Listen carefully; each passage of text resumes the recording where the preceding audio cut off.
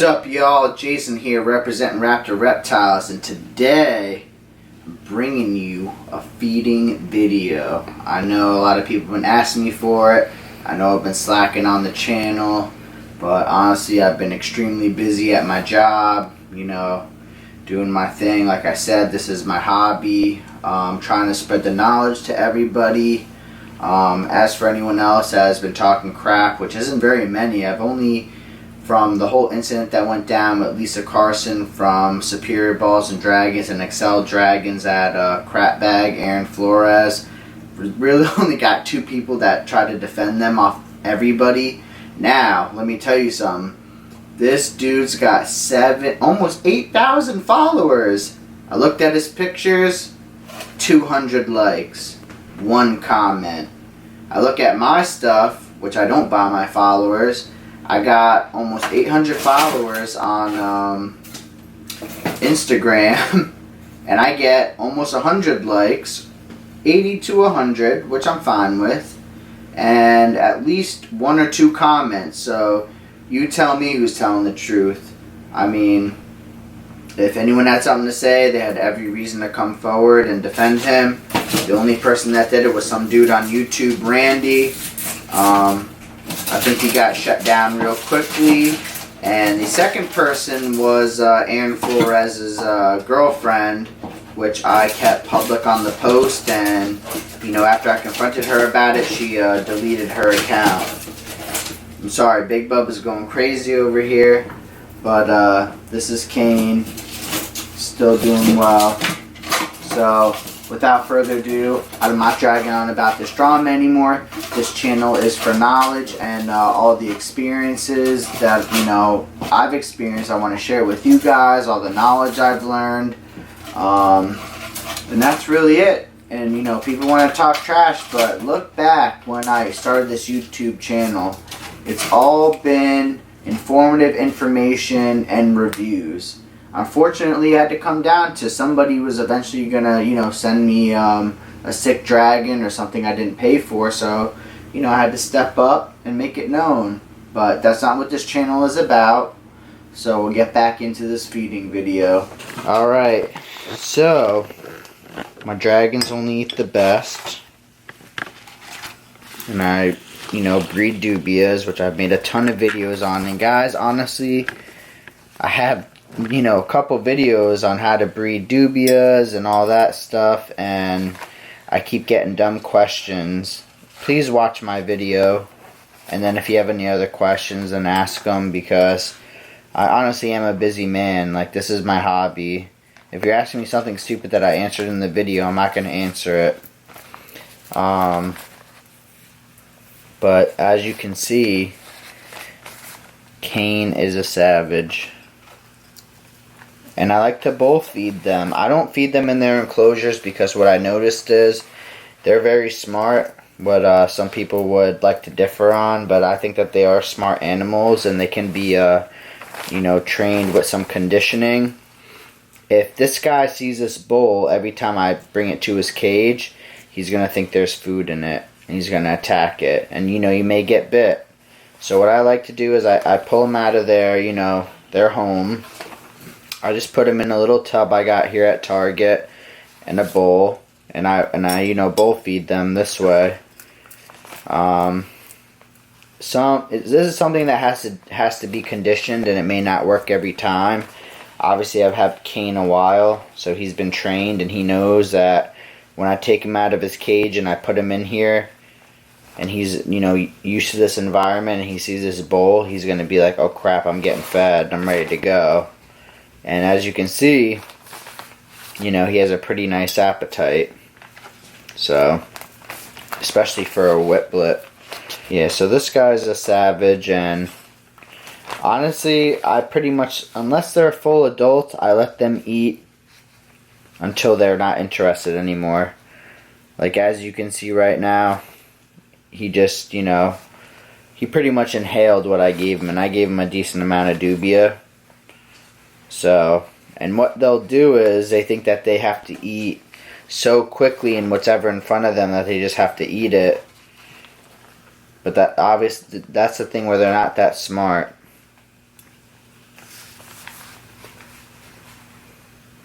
they'll just keep eat and eat, and you can actually even overfeed a dragon to the point where they'll throw up. So I know my dragons because I feed them every day. I can tell when they start to get full. You know, if they even start showing a little bit of disinterest in the food, that's when you want to stop feeding them. There's no need to go forward on that. Alright guys, so that's Blurle. She is a trans normal scale, 100% het 0, 100% het hypo, produced by David McLean. These two are currently housed together at the moment. And then this is Little Rojo, produced by Kyle Thwain, I believe. I hope I didn't mispronounce that. From Excalibur Dragons, which is where I had gotten Juniper from. Really good guy. Definitely a good breeder to deal with. He's definitely got good bloodlines going on, and definitely true to his word. I mean, I raised Juniper up from about the same age that Rojo is, and she turned out great. So I went the next step up, and he said this was his, next generation. So I said, you know what, I will purchase a male from you. Definitely trust you and a good guy, so you guys can put your faith in Kyle Thwain from Excalibur Dragons in California. Great guy to deal with, and you won't have to deal with the bullshit. And like I tell everybody, you get what you pay for.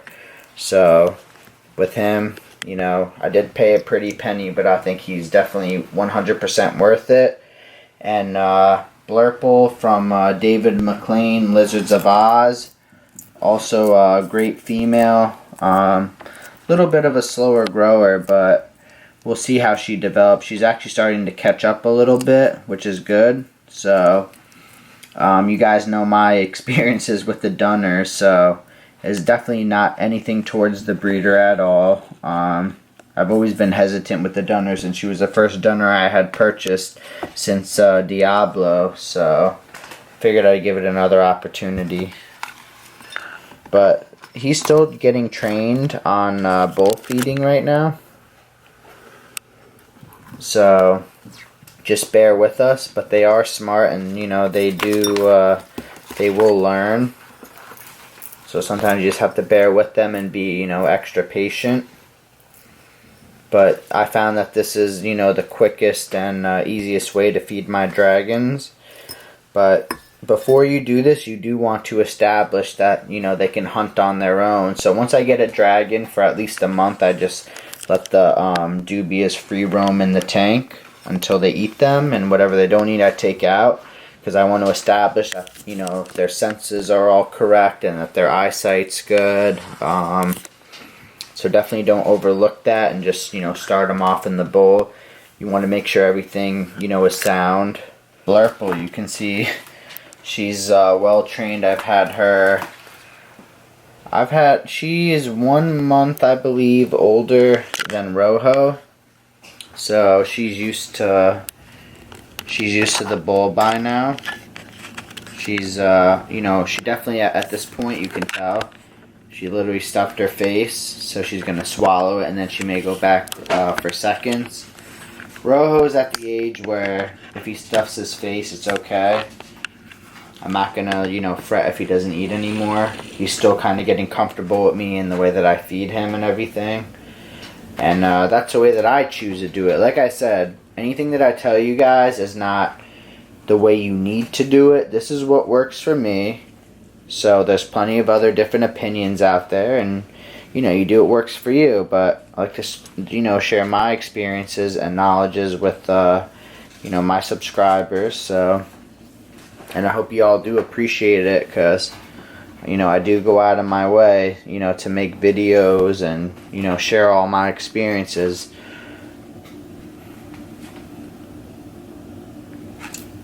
Boom. Sometimes you just have to give them a second. So feeding time, it takes a while. With all the dragons I have, probably takes me about 2 hours to feed them all, make sure that they're all full, healthy, and doing well. So just remember that I told you guys in my breeding video, it's not easy. gonna have to make sacrifices, which is, if you're willing to do, by all means, but you know, it needed to be made known. Alright, now we're gonna feed Jade. And she's about 5.5 months, and she's 99 grams, so she's made quite the recovery and doing well, so I'm very optimistic with her. And yes, this is what I feed them on a normal basis, and you know, this is what they can handle. When they stop eating, I stop feeding them.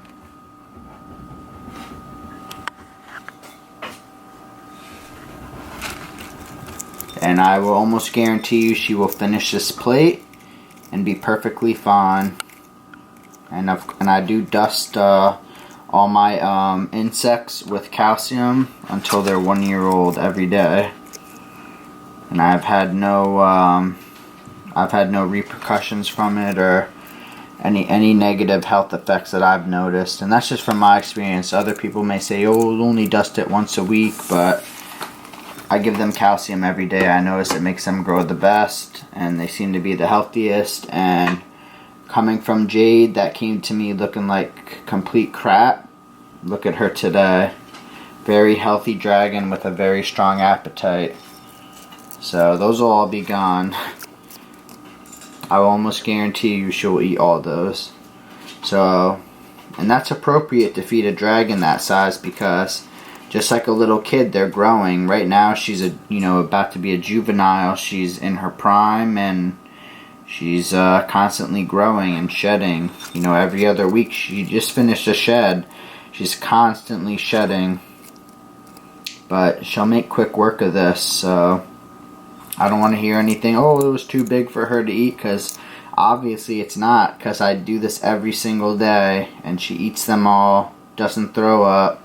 And she's growing, and the fact that she has such, you know, a ravenous appetite is amazing. So, and I will give no credit to Lisa for this. This is all me.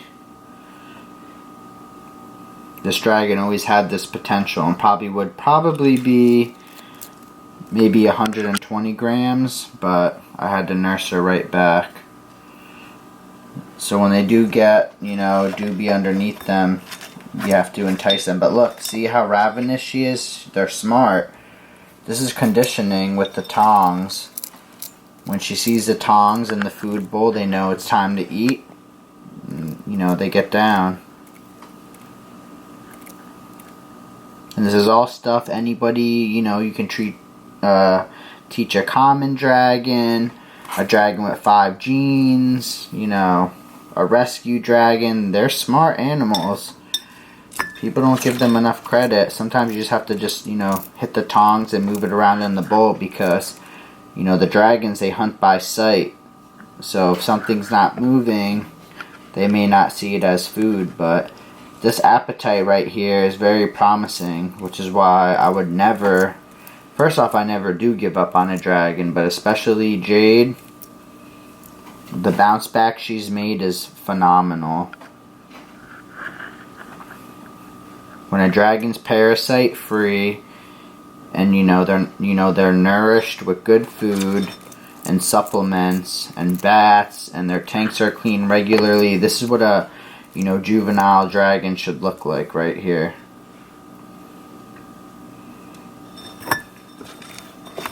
Look at that. This is just to show everybody that people say, oh, you know, you use somebody else's sick dragon. Are you kidding me? Just go back and look at the pictures. They're the same dragon. You can see the same markings on them. I can't make that up. And why would I? I have nothing to gain from it. She didn't refund me anything. I chose to rehabilitate this dragon and keep her. And I've grown quite attached to her, so regardless, she's not going anywhere. Now, this is one of the few males here at Raptor Reptiles, but I did my research, and boom, this is Magnus. Look at this guy, savage. Produced by Wayne Robinson from Venom Dragons. Honestly, everybody, easily one of the best breeders out there. He's constantly producing excellent dragons, you know, no nips, strong, healthy eaters. They all have great vigor, strength, appetite, and this guy just proves it right here. Magnus is 7 months old, and he's 147 grams, and he's a hypo, normal scale, 100% het trans, and 0. So, just want to thank Wayne Robinson. And this guy will make easy work of this. I mean, I could probably even feed him more after this, because he's just straight ravenous on the food. And you always want a dragon like this. You don't want to... I see a lot of people too that they, you know, they fill up syringes with like baby food, and, you know, they puree up vegetables and they feed it to dragons, and I'm like, why are you doing that? That's not good. That means there's something wrong with the dragon. And if there is, and that's the only way it will eat, and you want to keep it as a pet and you're rescuing it, then that's great, but you got to get them off of that. This is what a true dragon that's very healthy should be doing right now. They should be ravenous on the food. You shouldn't have to prompt them much. Maybe, you know, they're conditioned like I told you with the tongs, and then I just move the tongs and they strike. That's all. The tongs, the only reason they're there is to make the dubious move, because like I told you before, they hunt by sight. Other than that, and look, he's so conditioned, he'll attack the tongs. Boom. That's all it takes. If you're prompting a dragon, you have to syringe feed it every day. That's not good, because like I told you, they're smart and they'll think, oh, that's the only way that they can be fed is by a syringe or with assist feeding. And that's not going to be a good way to get your dragon up to be 100%. I understand that you have to do that if it's a rescue or you're rehabilitating it, but eventually you want to get them back to their normal state right here, which is eating on their own. You know, with very little prompt. So, and this guy turned out magnificent. Apparently his grandmother was, I believe, a silverback. A big white hypo silverback. Amazing dragon. Look at him. That tongue. Boom. Barely had to prompt him, but I told you they'd make quick work of that. I know it looked like a lot at the beginning, but that is honestly... People don't understand how much money and food it takes to get these dragons up to be juveniles, but that's how much, you know, food they need every day. And I could feed them more. Boom! Now we have my Ivy produced here from Raptor Reptiles. This girl was produced from Mellow and Salem. I give my dragons credit for that, but she's a translucent, normal scale, 100% het hypo, and 50% het wit. So, may prove that out in the future, maybe not, but she's growing like a storm, so she can be used for multiple projects at this point. I haven't really decided, you know, how I want to breed her yet. I'm still waiting for her to reach her true potential, but she is already 205 grams, and she's 6.5 months, so she's doing quite well. And she's also a stripe, so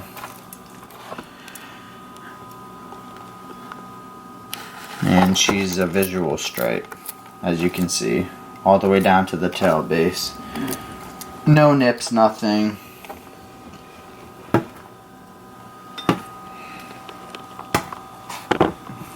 But, yep. This is the normal routine. As you can see, I have pretty much most of my dragons trained to it. You know, I'm not full of shit. I just tell you guys what works for me, and I hope that, you know, you guys can instill some of the practices that I do and it works for you, because I'm a busy man and, you know, I love dragons and I spend, you know, at least a couple hours a day tending to them, if not more. So, and this is what I found most effective and what works the best. She's a straight savage. So like I said, so we'll get back into this. Any dragon that you want to breed, or, you know, you're thinking about reproducing, you want them to show all these traits. You want them to have that vigor, you want them to have that strength and that appetite. If they don't, then that's not really a dragon you would want to breed, because you may be producing inferior, you know, traits back out. So I know I've had even people come up to me at a reptile expo and come up to me with a rescue brownie, which I have nothing, you know, and a rescue brownie is a brown dragon with no genetics that they rescued, and I have nothing wrong with that. I think that's very honorable of people that they will go out and rescue a dragon. But if you do decide to get into breeding after you know, rescue a dragon, do not try and breed it with one of my dragons, because we don't know the genetics of the brownie, and it already had a weak start, so there's no need to put any more weak dragons out into the bearded dragon community, period. Now for my next trick, Aurora, purchased from David McLean at Lizards of Oz.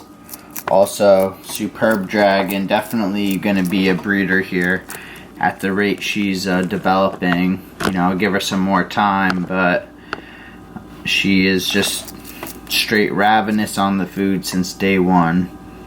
So, as you can see, I don't really have to prompt much with her. She's been here for at least 3 months and doing great. But my hat's off to David McLean for producing some nice 100% zero hets. So if you haven't looked him up, definitely take a look at him. He's definitely reputable and knows what he's doing, as you can see. So, you know, I'm still learning, you know. I've only been buying, you know, dragons from different breeders for the past 2 years, and, you know, I'm going to make it known the people to stay away from and the people that are reputable. So, and as always, I always do confront the breeder about it, you know, before I make videos, and if they give me, you know, the green light to make the video, then I'm going to make the video. You know, if they, you know, because I understand even when breeding, things happen, dragons get sick, there's things that you cannot see that will happen to them, but, you know, if they give me that red light and say, hey, you're full of shit and I did not do you dirty, then I'm going to go ahead and go forward. But in this case, that's, you know, that's not even an issue, so. And it doesn't really take that long to figure out if a dragon is doing well or if it's not, so just keep that in mind. Any dragon at this size should be doing exactly what my dragon is right now, and you should be offering them this much nutritious food every single day until they reach at least 12 months. And if you're not, then you're really doing them a, you know, disservice, and they're obviously not going to grow at the rate that they should be. So then you're not hitting their max potential. But once again, though, you know, I'm breeding as a hobby, so I want all my dragons to reach their max potential so I can put out the best dragons that I can back into the community. I'm not breeding anything subpar, period. If I have any dragons subpar, I put them up pet only. Now for the finale. This is Scarlet, produced here at a Mellow and Big Bubba. She's a hypo leatherback, 66% het trans. But look at that body structure right there. Superb. And appetite. I really probably won't have to prompt her much since she's been raised here. She just kind of knows what to do.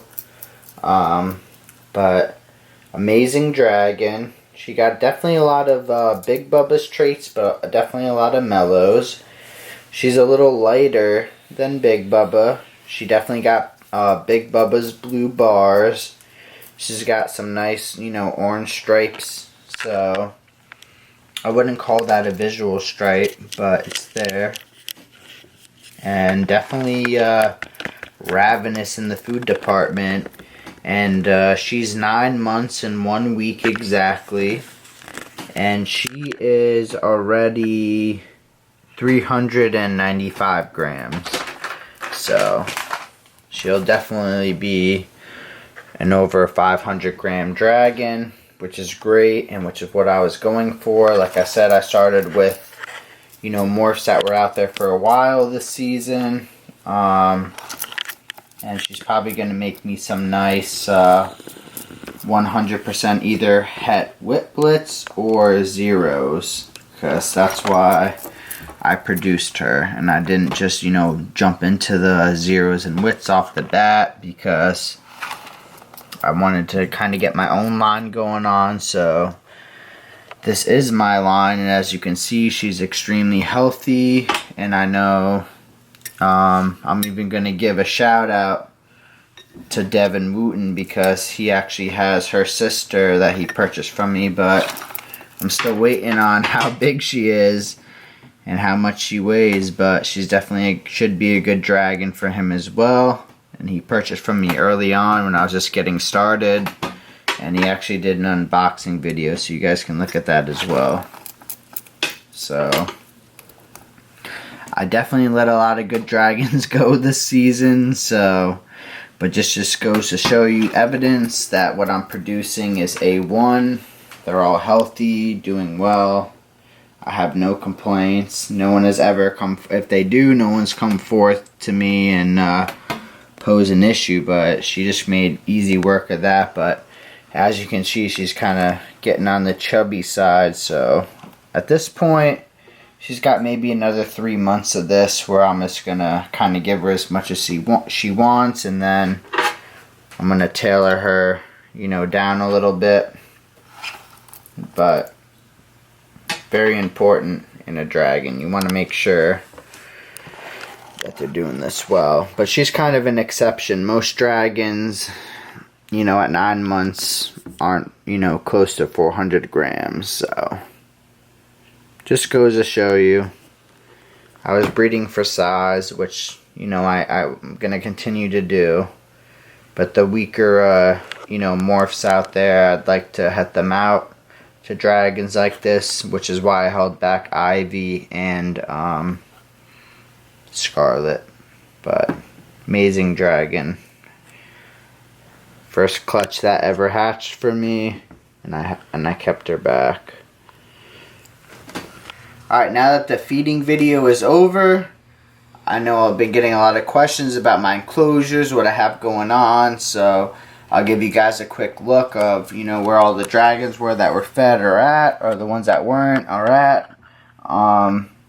So these cages here were designed off of, I believe it was the Exo Terra Large Low, which is what Big Bubba is in. So I have Blurle in here from David McLean, and I have Rojo in here from Excalibur.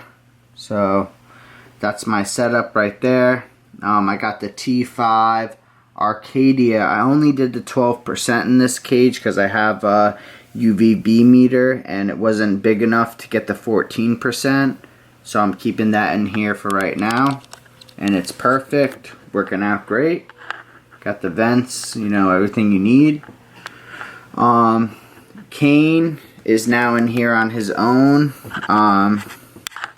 Was allegedly purchased from Josh D, but purchased from Lisa, so that's kind of up in the air right now, but also doing great in here. He's got his own tank because he's a male. And then in the same tank, We got Jade and Magnus. Magnus will have his own, this will be his tank eventually, but not quite yet. And then we got the infamous Salem in here, the stud. He is a trans leatherback, 100% het hypo, 100% het 100% het whiplet, proven from KP Critters. And when I bought him, he was only 66% het wit, but it's proven now. That's his setup. He loves it. And then we got Aurora.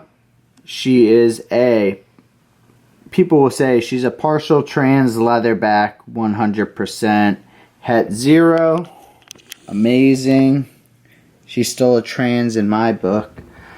But, you know, she lost the black eyes, which I'm not even disappointed about because her babies will produce them. Then we got Ivy here. She is a translucent normal scale, 100% het hypo, 50% het wit, produced by me. And then we have Scarlet, which is hiding under the cave right now, which you saw. She is a hypo leatherback, 66% het trans, produced here as well. So that's their cage setup. For now, I got 3 in there. And then I have Mellow right here, the infamous, the amazing. If it wasn't for her, this breeding season wouldn't have even been possible. But she is a hypo normal scale, 100% het trans proven. Great girl. She's been in brumation, so she's a little bit thin right now. She kind of popped out. And then you can see her clutch mate, even though they weren't from the same clutch, they've been together pretty much since birth. But that's Mars in there, and she is a trans leatherback, red. So she's still out cold. So Mars is still sleeping. Mellow's been waking up here and there. So we'll see how she does, if she wants to stay up now. And then we have the infamous, which we have to obviously cover him up because he's such an aggressive breeder.